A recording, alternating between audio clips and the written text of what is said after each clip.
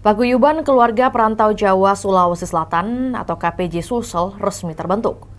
Deklarasi dan pengukuhan kepengurusan KPJ Sulsel periode 2026-2031 digelar di Daves Cafe, Jalan Parumpak Dayak, Kecamatan Biringkanaya, Kota Makassar, Sulawesi Selatan, tepat pada Minggu 24 Mei 2026. KPJ Sulsel 5 tahun ke depan dinahkodai oleh Suripto. Hal ini ditandai dengan penyumpahan pengurus, dilanjutkan dengan pengibaran bendera KPJ Sulsel di hadapan seratusan tamu undangan oleh Suripto. Suripto mengatakan, KPJ Sulsel ini menjadi ajang silaturahmi dan pemersatu para perantau Jawa di tanah Sulsel dengan visi misi sosial kemanusiaan. Program KPJ Sulsel akan lebih banyak di bidang sosial, seperti membantu perantau Jawa yang sakit, menjadi korban bencana kebakaran, banjir, dan lainnya. Begitupun ketika ada keluarga perantau Jawa membuat acara, pihaknya akan membantu.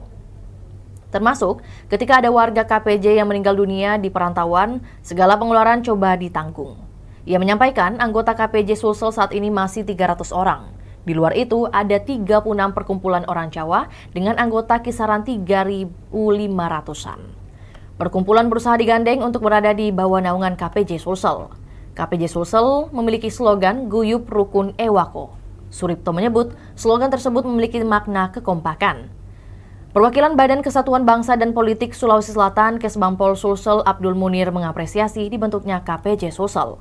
Ini momentum bersejarah dan menjadi wadah silaturahmi, persaudaraan, dan pengabdian bagi seluruh perantau asal Jawa di Sulawesi Selatan. Menurut dia, kehadiran KPJ Sulsel menjadi bukti nyata kebinekaan adalah kepuasan sejati bagi bangsa Indonesia. Sulsel disebutnya bumi yang terbuka, tanah yang subur bagi persaudaraan lintas suku, agama, ras, dan antar golongan. Itulah tadi berita hot news kita pada hari ini. Saksikan berita hot news lainnya hanya di kanal YouTube dan Facebook Tribun Timur. Download Tribun X sekarang, menghadirkan lokal menjadi Indonesia.